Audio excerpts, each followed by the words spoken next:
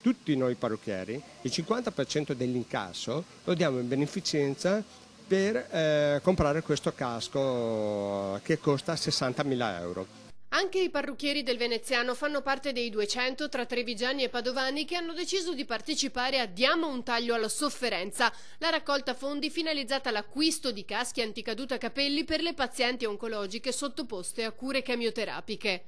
È molto importante per la donna perché già fare la chemio non è piacevole.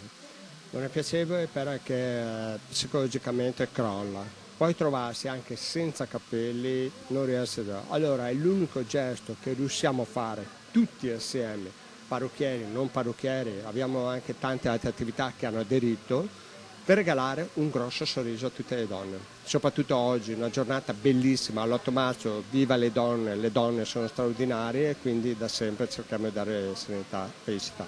L'iniziativa è partita dalla LILT, la Lega Italiana per la Lotta ai Tumori, e quest'anno il casco sarà donato all'ULSS 2.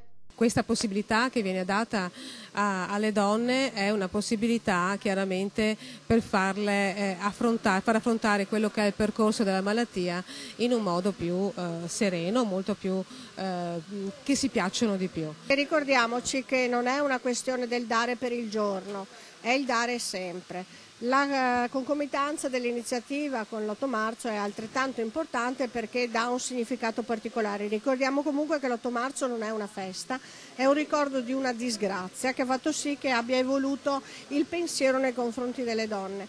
Anche il gruppo di bikers di cui fa parte il signor Caporella hanno raccolto 1.500 euro domenica, a dimostrazione di quanto importante sia fare rete. Questa città è molto attiva rispetto a tutte le iniziative che riguardano la solidarietà o comunque le donne. Noi ci spendiamo molto anche con l'Ottobre Rosa come amministrazione, dedicato interamente il mese alla lotta contro il tumore al seno, e quindi io sono sicura che sempre di più facendo rete questo può dare sicuramente dei frutti positivi.